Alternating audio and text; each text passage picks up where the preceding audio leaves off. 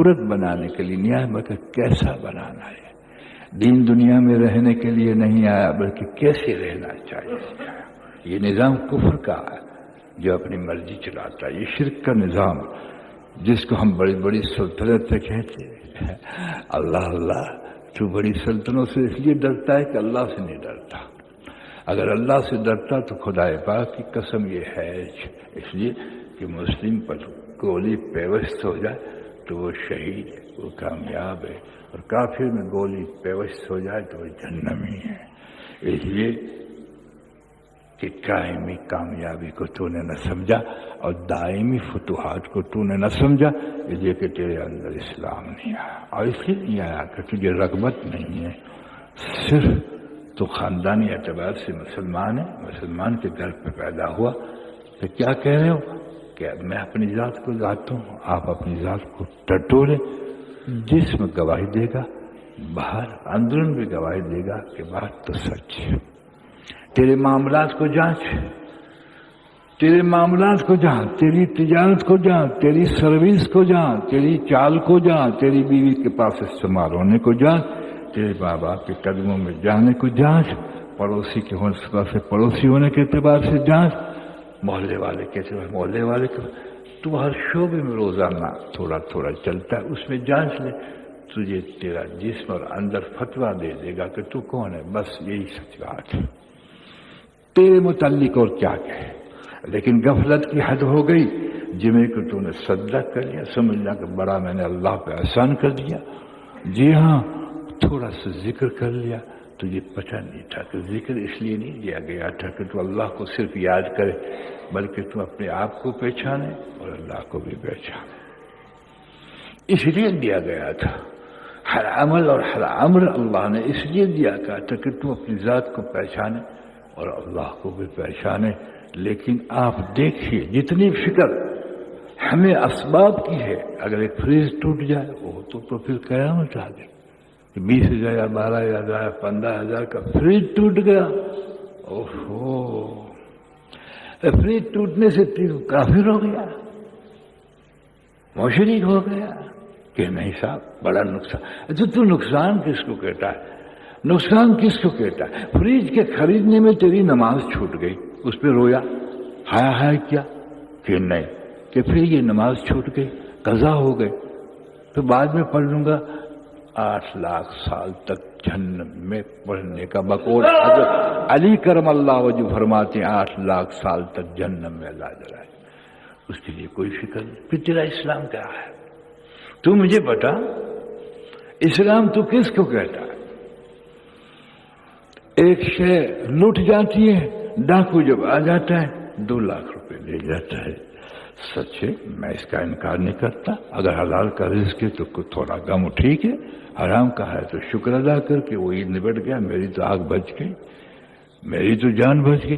لیکن چل حلال کہاں ہے, لے گیا, غم ہوتا ہے, صحیح, اس میں کوئی شک نہیں ماشاء. لیکن ایمان تو نہیں لے گیا. لیکن ایمان سوز اعمال جو ہوتے ہیں درادر اللہ کے حکم ٹوٹتے ہیں, حضور صلی اللہ علیہ وسلم کے طریقے چھوٹتے ہیں. اللہ بھی بیزار ہے تجھ سے, حضور بھی بیزار ہے. اس کا کچھ خیال کہ نہیں. شاباش یہ دنیا کافرانہ زندگی کو اسلام قرار نہ دے, مشرکانہ زندگی کو اسلام قرار دے. اسلام تو ایک انوکھی زندگی ہے جو اللہ نے مرتب کی ہے, حضور نے مرتب نہیں کی. حضور تو احادیث تشریحاً مرتب فرمایا, بنیاد میں اللہ نے اس زندگی کو مرتب کیا. تقریر سنانے کے لیے نہیں بیٹھا ہوا, یہ کوئی رسمی جمعہ نہیں ہے, نہیں, تکبیر نہیں سنانے کے بیٹھا ہوں. میں اپنے آپ کو اور آپ کی نفسوں کو اجاگر کرنے کے بیٹھا ہوں. آپ اور ہم متحرک ہو جائیں اپنی زندگیوں کی طرف اور نگہداشت کریں. یاد رکھیے اس بات کو کہ ہم کس طرف جا رہے ہیں. اس لیے کہ جیسے بن کے قبر میں جائیں گے ایسے دکھائی دیے جائیں گے اور انتہائی ناکامی کا مسئلہ ہوگا. خوب یاد رکھیے, سکرات کے وقت بھی تیرے لیے وہی فیصلہ ہوگا جیسا تو بنا ہوا ہوتا. جیسے مال سپلائی کرنے کے وقت تو دیکھتا ہے کہ انسان اس مال کو اچھی طرح سے پیک کرتا ہے جو نزاکت رکھتا ہے اور قیمت رکھتا ہے.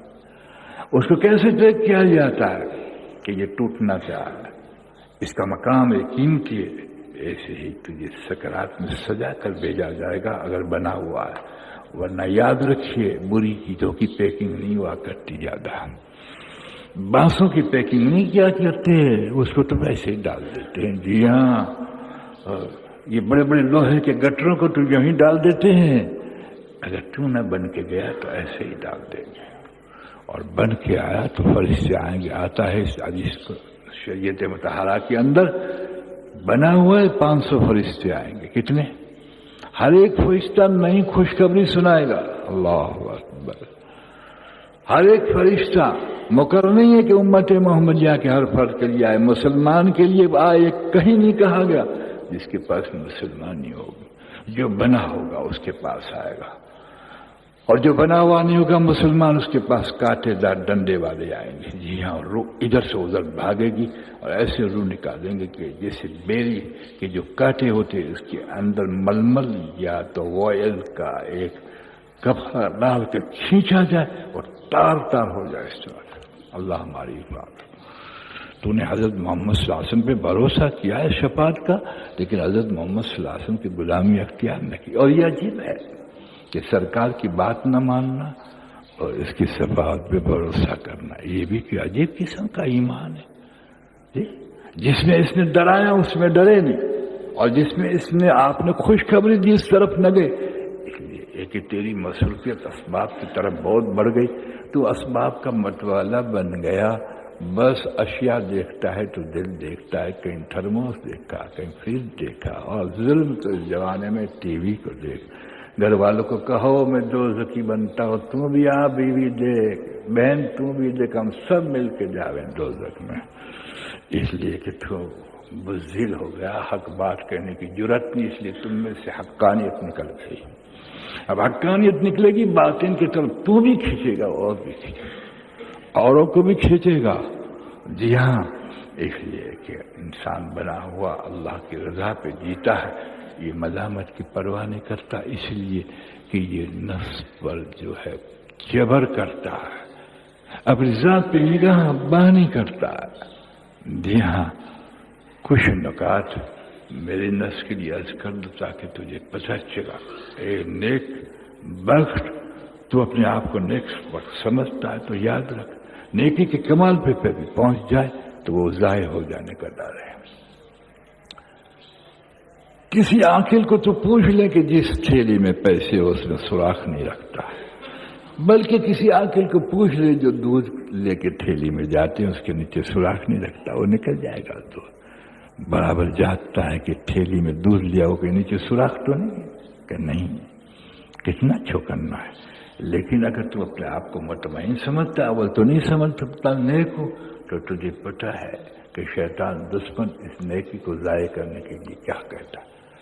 آتا ہے حضور صلی اللہ علیہ وسلم فرماتے ہیں، حدیث شریف ہے، جو شخص کسی پہ حسد کرتا ہے اس کی ساری نیکیاں ایسے جل جاتی ہیں جیسے سوکھی لکڑی آگ کو جلا دیتی، ختم،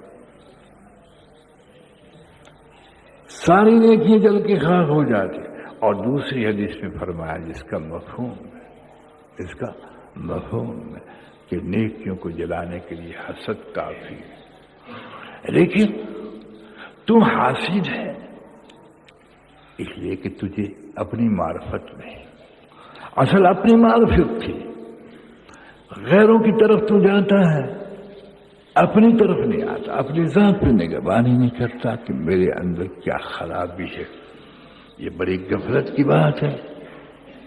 جیسے میں نے کہا اسباب کل پہ نگہداشت ہے، دیکھ کے جو بنیاد نہیں، جو مقصد کے درجے پہ نہیں، تیری ذات تھی جو تو اس پہ نگہبانی کرتا کہ میں کیا ہوں، تو خون کے آنسو سے روتا۔ لیکن ہاں اپنی ذات پہ نگاہ نہیں کرتا ہے تو صحت کے اعتبار سے کرتا، اس کو شریعت قرار دیتا۔ اللہ اکبر، واقعی شریعت ہے، لیکن تیری شریعت تیری نفس کی گھڑی ہوئی شریعت ہے، اس لیے تجھے پتہ نہیں ہے کہ صحت بیماری انسان کو ہلاک نہیں کرتی، صبر نہ ہو تو ہلاک ہو جاتا ہے، لیکن یاد رکھیے برائی انسان کو لامحالہ ہلاک کر دیتی ہے، لامحالہ ہلاک کر دیتی ہے۔ اس لیے جو روحانی اور قلبی پیدا ہو جاتے اور نفسانیت کے پیدا ہو جاتے، اس پہ انسان کا نگاہ نہیں پڑا. اس کو شریعت شاید کو کہہ دے تو سمجھ جائے، لیکن اگر جسم کی صحت بگڑ جائے تو شریعت کا جھنڈا لے کے اٹھتا ہے. علاج کرانا سنت ہے جناب تیری بیماری کا علاج کرانا سنت میں مانتا ہوں، لیکن تیری اندر کی خرابی کا علاج کرانا فرض، سنت نہیں فرض. اس لیے کہ تیری بیماری کا اگر تو نے علاج نہ کرایا تو سنت ترک ہوگی. سنت ترک پہ کافر تو نہیں بن جائے گا، یہ فتویٰ نہیں ہے، لیکن فرض کے انکار پر کافر بنے گا، اور فرض اگر نہیں لے گا تو ہلاک ہو جائے گا. حضرت محمد صلی اللہ علیہ وسلم نے تو حضرت کعب رضی اللہ تعالیٰ عنہ کو پوچھ کے بیماری کی تعریف فرمائی، اس کے فضائل اتنے بیان فرمائے کہ کعب حیران ہو کے اللہ سے بیماری مانگ بیٹھے کہ دین کے کام میں فرض نہ ہو جائے. لیکن اس کا مطلب نہیں کہ تو بیماری مانگ، لیکن کم از کم تو وہ تو مانگ جو نفس تجھے کہیں کا نہیں رہنے دیا. تو اس کے لیے مجاہد تو مانگ. ہاں، گھوڑا اگر بچھڑ جائے تو مارتا ہے. باپ کی حیثیت سے بیٹا نالائق ہو تو تب مارنا شروع کر دیتا ہے.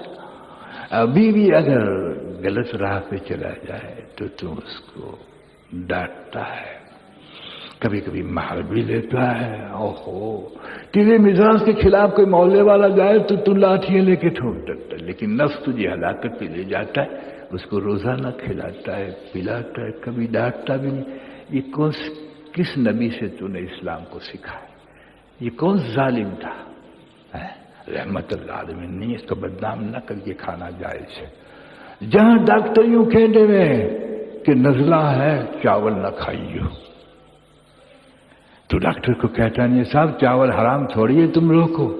کہ بھائی تمہاری مرضی. ہماری ڈاکٹری اور حکیمی کہتی ہے، معالج کہتا ہے کہ اس سے نزلہ بڑھ جاتا ہے، اللہ چاہے تو ٹھیک ہے نا. لیکن جانتا ماں بھی کہتی بیٹا نہ کھائیو، کھٹائی نہ کھائیو، جی ہاں نہ کھائیو.